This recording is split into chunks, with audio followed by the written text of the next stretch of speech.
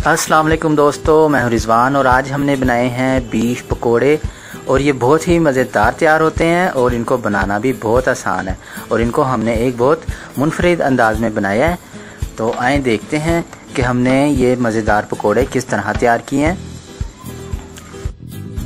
बिस्मिल्लाहिर्रहमानिर्रहीम। सबसे पहले हम हड्डी के बगैर 500 ग्राम गोश्त लेंगे और इसको हम इस तरह छोटे छोटे टुकड़ों में काट लेंगे। कीमा हमने नहीं लेना, इसी तरह छोटे टुकड़ों में हमने गोश्त लेना है क्योंकि गोश्त के पकोड़ों का जायका कीमे के पकोड़ों की निस्बत बहुत अच्छा होता है। अब इसमें हम इतना पानी शामिल करेंगे कि हमारा गोश्त इसमें गल जाना चाहिए और इसमें आधा चम्मच नमक शामिल करेंगे और इसको ढक के रख देंगे और इसको इतना पकाएंगे कि पानी खुश्क होने तक हमारा गोश्त जो है वो गल जाए। तो हमें करीब 10 मिनट हुए हैं, तो हमने इसको इतना पकाना है कि गोश्त हमारा गल जाना चाहिए। आधा घंटा हमने इसको पकाया है और गोश्त हमारा गल चुका है। अगर आपका गोश्त नहीं गलता तो आप मज़ीद थोड़ा सा पानी शामिल करके इसको मज़ीद पका सकते हैं। अब एक बर्तन में हमने करीब 200 ग्राम बेसन लेना है और इसमें शामिल करेंगे हम करीब 50-60 ग्राम कटा हुआ प्याज, 2 चम्मच कटी हुई सब्ज़ मिर्चें, 1 चम्मच चॉप किया हुआ अदरक और 1 चम्मच चॉप किया हुआ लहसुन। अगर आपको चॉप किया हुआ नहीं पसंद तो आप इसको पिसा हुआ भी डाल सकते हैं, लेकिन बीफ पकौड़ों में ये आपने लाजमी डालना है। आधा चम्मच हस्बे ज़ायका नमक शामिल करेंगे, पौना चम्मच या हस्बे ज़ायका पिसी हुई सुरख मिर्च शामिल करेंगे और इसमें हमने कोई मसाला और शामिल नहीं करना और इसको एक बार अच्छे तरीके से हम मिक्स कर लेंगे।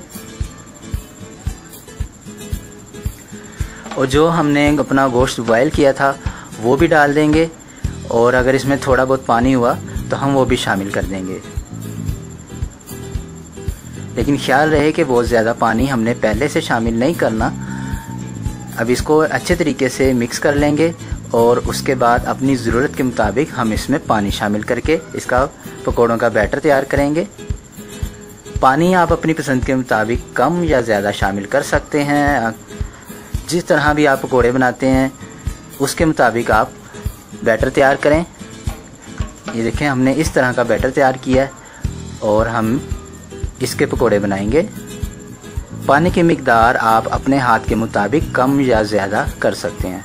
अब एक बड़े बर्तन में हमने घी लेना है। घी इतना लेना है कि हमारे पकोड़े डीप फ्राई होने चाहिए और कुकिंग ऑयल की निस्बत घी में पकोड़े हमारे ज़्यादा अच्छे तैयार होते हैं, लेकिन अगर आप कुकिंग ऑयल इस्तेमाल करते हैं तो आप कुकिंग ऑयल भी ले सकते हैं। और इसको हमने ज़्यादा गर्म नहीं करना और हाथ की मदद से कोशिश करें कि हाथ की मदद से इसमें हम पकोड़े अपने शामिल करें, वरना आप एक चम्मच की मदद से भी इसमें अपने पकोड़े डाल सकते हैं।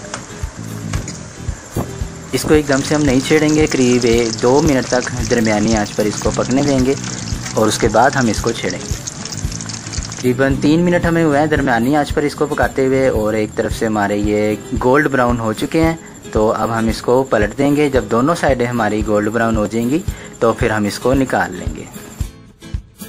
और लीजिए जनाब, हमारे मज़ेदार बीफ पकोड़े तैयार हो चुके हैं। वीडियो पसंद आए तो लाइक करें, शेयर करें और अगर आप इस चैनल पर नए हैं तो हमारे चैनल को सब्सक्राइब करें और दुआओं में याद रखिएगा। अल्लाह हाफिज़।